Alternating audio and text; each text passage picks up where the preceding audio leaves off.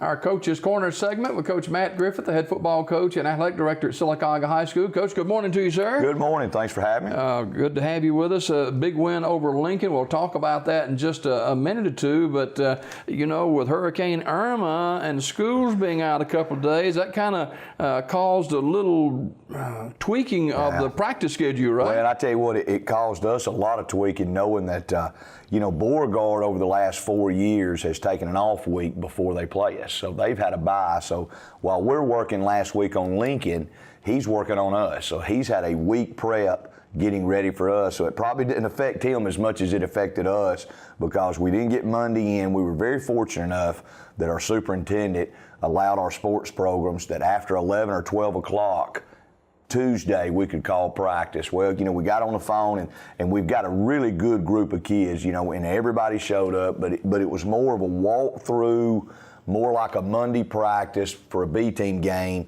as far as how you do your varsity and that. You're just walking through scouting report. But so you're really 2 days behind. You're at least a day and a half behind. Now, we had a really good practice yesterday, I thought, and we just kept it routine. We didn't go back to a Tuesday format. We had a Wednesday practice. We kept it as a Wednesday practice.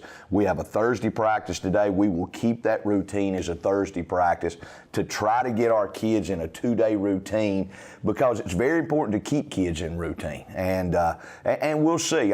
You know, we felt a day and a half. I walked off the field, and me and Coach Collier were walking off, and he said, man, I like what we're doing. I said, you know, I wish I had another day. I wish I had another day to get a little more smooth at it. But, you know, Beauregard had to not practice Monday. A lot of teams didn't get to practice Tuesday as well, especially down in South Alabama. So, you know, we'll see. We'll see how it happens. 3-0 Sylacauga with a win over Lincoln at Keith Howard Stadium last Friday night. And, you know, you and the head coach there go back a long way, too. And we pick up the action in the first quarter. And your comments on the game? Well, you know, the first and second quarter, I mean, we stepped off the field at halftime. And, you know, like I said, we've got a good group of kids right now with very good attitudes. And, you know, we stepped off the field going, you know, I guess it's going to be 110 to 100 because nobody was stopping each other. And, you know, Kelsey and all of them just, I mean, not Kelsey, but Keaton. Keaton came out and said, Coach, we'll just keep scoring points. But our defense, we challenged our defense at halftime about making plays. They came out. I thought they did an excellent job up front. We tackled better. We did better things. We held that quarterback. He'd been rushing for over 200 yards a game. I don't think he had 47, 48 yards rushing. So, you know, we felt a lot better. Our kids did a very good job. And your running game came alive and had a good game running the football. We did. And I tell you what, we're throwing just enough. We threw for 115 to 120 yards. It's keeping folks off of it.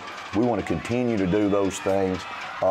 And when Keaton gets good and warmed up, he throws a great ball. He makes good decisions. We've got good receivers to throw to. And you know, our running backs are doing an excellent job right there. Up front, we're still, you know, we're a very small football team. But I tell you, our kids come off. There's just a very, very good attitude with this group of kids that we've had right now. They do their job. They enjoy each other. We don't have any problems in the locker room, knock on wood. So right now, you know, it's a joy to be around.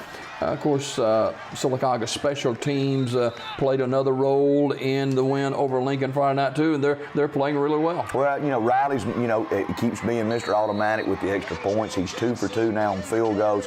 And, you know, once we get inside the 30 to the 25, you know, you don't have any qualms whatsoever of saying, let's go field goal. You know, let Riley kick it, because you know you can come away with some points. So, you know, that's a relief. It's good.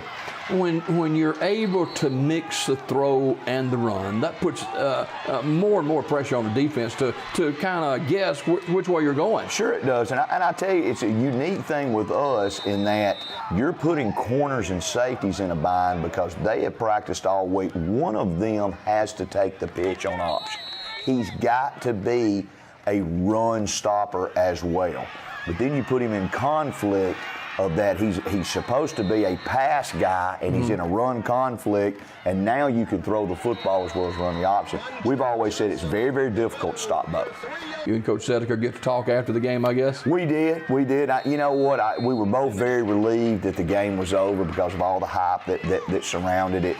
And, matter of fact, we finally got to talk Sunday after church. I went up there early to work, and I guess we talked about an hour and a half before both staffs got to their respective field houses.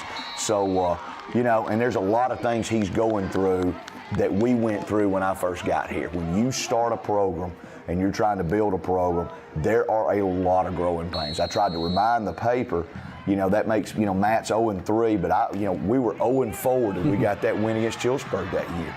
And we still went 2-8 the first year as we put the way we wanted to do things in. So, and Zedeker's doing that. I'm telling you, the program is going to be better off. It's going to be a good program, but people got to be patient as he does it the right way.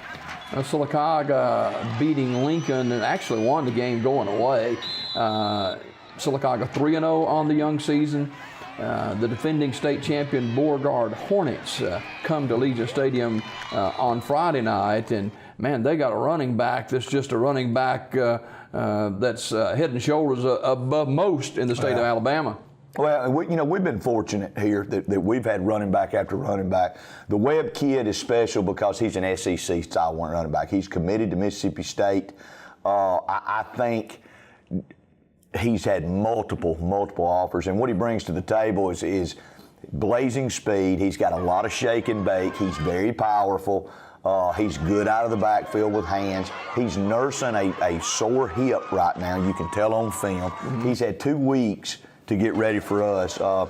We've got to ball him up. We got to tackle him. The thing that makes him dangerous is he's a very good outside runner. He's a very good inside runner. It doesn't matter. He'll run both. And, we've got our hands full with him, but he's not by himself. They've got a big, strong quarterback. They've got a number 4 and a number 11 that are fantastic receivers. They're all not Beauregard kids. They've all come out of Opelika and Auburn and those kind of kids. Beauregard has really reaped the benefits of a very fast-growing Opelika and Auburn overflow, and those kids are going to Beauregard now. It's probably one of the fastest-growing schools. They'll be very lucky to stay 5A next year in the new classification. They'll be right at it not to go 6A. So, but I will say this. They're not as good as they were last year up front when they won the state championship. They've got an excellent coaching staff. They're very well coached, and it's going to be a ball game. What we don't want is a track meet. We don't want to get in a scoring fest with Beauregard with this offense. Well, the defending state champion Beauregard Hornets come to Sylacauga to take on the Aggies. Sylacauga 3-0, and it's strange how things work. You had Coach Greer here at B.B. Comer for so many years, and now he's an assistant at Beauregard. And when Sylacauga and Beauregard play, it's a region game, and it's very important that Sylacauga continue to make strides. It is, and it also sends this. We told our kids yesterday, there's a reason we play Briarwood in the spring. Mm-hmm. Briarwood is ranked number 1 in the state in 5A. We always want to see where our team is compared to the number 1 team in the state. And Briarwood, year in, year out, is in the top 5. Well, we held our own. It was a dog fight. I knew coming out of spring training that we had an opportunity to be a good football team because of the way we played Briarwood. And I reminded our kids that you can go toe-to-toe with the best in the state. This is one of the better teams in the state. That makes you one of the better teams in the state. Let's go toe-to-toe, and let's see how it works out.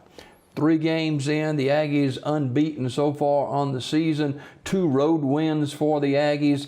Your assessment of this program 3 games in? Well, I think it surprised a lot of folks. It didn't surprise us. We lost so much on both sides of the ball. Probably the most surprising thing is the attitudes of the kids and how business-like approach they have had. We're not having to punish kids for a lot of things right now. They're doing what we ask them to do. They are fun to coach. It's fun to step out on the field, and especially when you get around my age, which I'm pushing 50 now. I've been doing this 26 years. Those joys make it even more fun. Knowing that you can sit back and watch kids enjoy playing football. So we are doing some good things. We have a huge lack of experience at linebacker. If you looked out there in the 3rd quarter, we have, I think, 2 sophomores and a junior who's never played at linebacker so that we can find some kids that can tackle. and that's our weak link right now is our sophomore Mike growing up. We've got a Sam that's got to grow up, and we got a Will that's got to grow up. And we're going in there, and you've got to tackle this running back. They better grow up quick. For those of you who watch every week, you may not realize this. This show's not scripted. We don't have question and answers. We have a conversation about Sylacauga High School football and the human aspect of it.